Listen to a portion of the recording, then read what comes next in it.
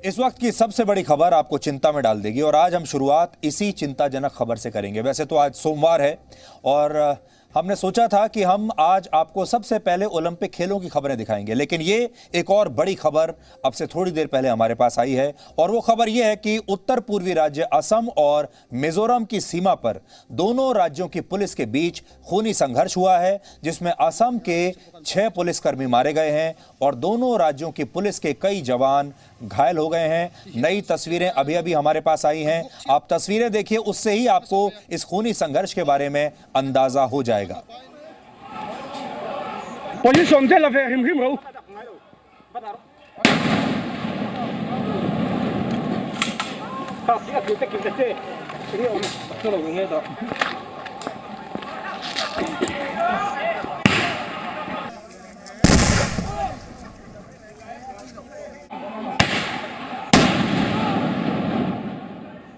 ये खूनी संघर्ष दोनों राज्यों के बीच सीमा विवाद को लेकर हुआ है। इससे पहले आपने पुलिस को हमारे देश में अपराधियों और आतंकवादियों से लड़ते हुए देखा होगा, अपराधियों के साथ उनके एनकाउंटर देखे होंगे, लेकिन ये दुर्भाग्य है कि हमारे देश के 2 राज्यों की पुलिस आपस में ही इस तरह भिड़ गई। दोनों राज्यों के मुख्यमंत्री अब खुलकर एक दूसरे के खिलाफ ट्वीट कर रहे हैं और साथ ही देश के गृह मंत्री अमित शाह को भी इसमें टैग कर रहे हैं और उनसे अपील कर रहे हैं कि अब गृह मंत्री इस मामले को सुलझाएं। सबसे पहले आज दोपहर को मिजोरम के मुख्यमंत्री जोरमाथंगा ने हिंसक झड़प का एक वीडियो ट्वीट किया और इसमें देश के गृह मंत्री अमित शाह को भी उन्होंने टैग किया। यह उनका ट्वीट है। इसके जवाब में असम के मुख्यमंत्री हिमंता बिस्वा शर्मा ने भी एक ट्वीट किया और कहा कि मिजोरम की पुलिस असम की पुलिस को उसी की जमीन से हटाना चाहती है और अपने इस ट्वीट में उन्होंने भी गृह मंत्री अमित शाह को टैग किया। उन्होंने यह भी आरोप लगाया कि मिजोरम के कोलासिब के एसपी ने यह धमकी दी है कि ना तो मिजोरम की पुलिस पीछे हटेगी और ना ही वहां के नागरिक, यानी अब इस हिंसा में मिजोरम के नागरिक भी शामिल हो गए हैं। तो ये असम और मिजोरम के बीच का विवाद है, जिसमें मिजोरम की पुलिस और मिजोरम के जो लोकल लोग हैं, वहां के नागरिक हैं, वो इसमें शामिल हैं। अब आपको बताते हैं कि ऐसा क्या हुआ कि हमारे ही देश के 2 राज्यों की पुलिस आपस में भिड़ गई।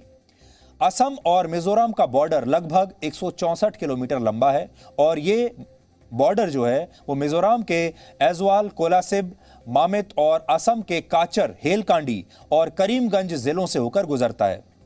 नक्शे पर आप यहां देख सकते हैं, ये दोनों ही उत्तर पूर्वी राज्य हैं और यह विवाद इसी बॉर्डर के पास मौजूद गुटगुटी गांव के पास तब शुरू हुआ जब मिजोरम की पुलिस ने यहां कुछ अस्थायी कैंप अपने बना लिए।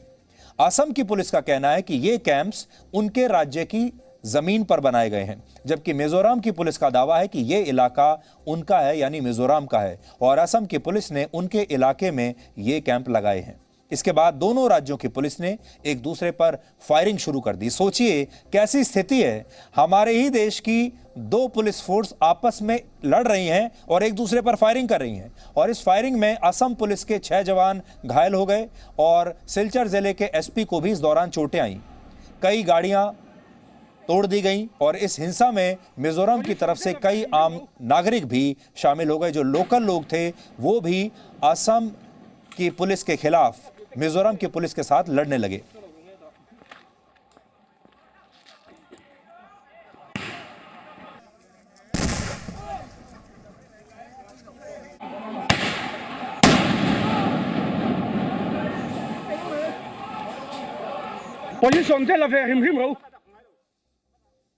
असम और मिजोरम के बीच यह सीमा विवाद 146 वर्ष पुराना है, यानी आजादी से भी पुराना है। वर्ष 1875 में अंग्रेजों ने मिजोरम और असम के काचर के बीच सीमा का निर्धारण किया था। तब मिजोरम को लोशाई हिल्स कहा जाता था। पहले उत्तर पूर्व में सिर्फ मणिपुर, त्रिपुरा और असम राज्य ही हुआ करते थे। मिजोरम, मेघालय, नागालैंड और अरुणाचल प्रदेश पहले असम का हिस्सा होते थे, जिसे ग्रेटर असम कहते थे। हालांकि अरुणाचल प्रदेश के कुछ हिस्से तब नॉर्थ ईस्ट फ्रंटियर एजेंसी कहलाते थे, जो ग्रेटर असम से अलग थे और बाद में यहां अलग अलग राज्यों का निर्माण हुआ। इस इलाके में अलग जनजातियों के लोग रहते थे जिनकी भाषा, संस्कृति और पहचान एक दूसरे से अलग रही, और इसी आधार पर आजादी के बाद मिजोरम, मेघालय, नागालैंड और अरुणाचल प्रदेश असम से होकर अलग राज्य बन गए, असम से अलग होकर। लेकिन इन राज्यों के बीच सीमा का निर्धारण आजादी के बाद भी विवाद का विषय बना रहा और सीमा को लेकर आज भी इनके बीच में विवाद है। मिजोरम चाहता है कि असम के साथ उसकी सीमा का निर्धारण 1875 के समझौते के मुताबिक हो। मिजोरम की सरकारों का दावा रहा है कि आजादी के बाद हुए सीमा के निर्धारण की वजह से उनके बहुत सारे मीजो भाषा बोलने वाले जिले असम का हिस्सा बन गए हैं। 2005 में भी सुप्रीम कोर्ट ने केंद्र सरकार को एक बाउंड्री कमीशन बनाने के लिए कहा था ताकि इस विवाद का हल निकाला जा सके, लेकिन अभी तक कुछ खास काम हुआ नहीं। असम में करीब 3 करोड़ 12 लाख लोग रहते हैं। असम में अलग अलग जातियों के लोग हैं। इनमें बोडो, मिसिंग, सोनोवाल, कचारी, तीवा, अहोम जैसी जातियों के लोग भी हैं, और बंगाली और हिंदी बोलने वाले लोगों की भी वहां पर अच्छी खासी संख्या है। मिजोरम की कुल आबादी 12 लाख है, जहां ज्यादातर लोग मिजो जाति के हैं और इनकी जनसंख्या में हिस्सेदारी 74% है, जबकि इसके बाद प्रमुख चकमा है जिनकी मिजोरम की आबादी में 9% है, और इसके अलावा एक छोटी जनसंख्या बंगाली भाषा बोलने वाले लोगों की भी वहां पर रहती है। इस पूरे खूनी संघर्ष में असम पुलिस के 6 जवान मारे गए हैं और दोनों ही राज्यों की पुलिस के कई जवान घायल हुए हैं। तस्वीरें आपके सामने हैं।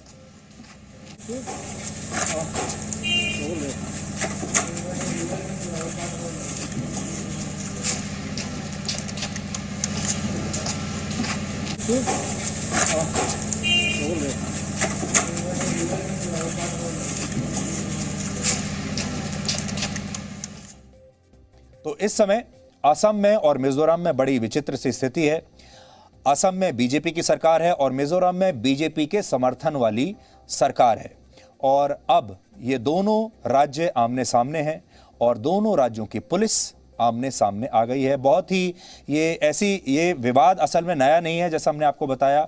ये विवाद बहुत पुराना चला आ रहा है, लेकिन पिछले 2 दिनों में वहां पर जो हिंसा हुई है, उस हिंसा के बाद अब ये एक नए रूप में पूरे देश के सामने है। और हम इसे सिर्फ दुर्भाग्य कहेंगे कि हमारी जो पुलिस हैं, अलग अलग राज्यों की हमारे जो सुरक्षा बल हैं, वो अपराधियों से लड़ते अच्छे लगते हैं। वो आतंकवादियों को रोकें, आतंक से लड़ें, वो ठीक है, वो उनकी ड्यूटी है।